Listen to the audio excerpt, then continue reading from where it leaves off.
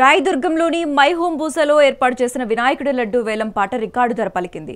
హోరాహోరీగా సాగిన లడ్డు వేలం పాటలో గణేష్ రియల్ ఎస్టేట్ సంస్థ అధినేత, ఖమ్మం జిల్లా ఇల్లందు గ్రామవాసి కొండపల్లి గణేష్ 51,07,777 రూపాయలకు లడ్డూను కైవసం చేసుకున్నారు.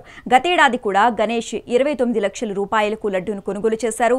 లడ్డూ తీసుకున్న తర్వాత వ్యాపారంలో బాగా కలిసి వచ్చిందని అన్నారు. అందుకే ఈసారి వేలం పాటలో పోటీ ఎంతమంది వచ్చినా సరే పోటీ పడి దక్కించుకున్నట్లు గణేష్ తెలిపారు.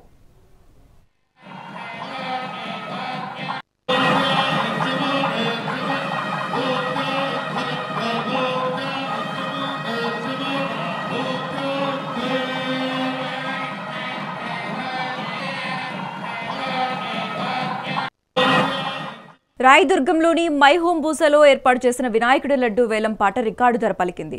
హోరాహోరీగా సాగిన లడ్డు వేలం పాటలో గణేష్ రియల్ ఎస్టేట్ సంస్థ అధినేత, ఖమ్మం జిల్లా ఇల్లందు గ్రామవాసి కొండపల్లి గణేష్ 51,07,777 రూపాయలకు లడ్డూను కైవసం చేసుకున్నారు. గతేడాది కూడా గణేష్ 29 లక్షల రూపాయలకు లడ్డూను కొనుగోలు చేశారు.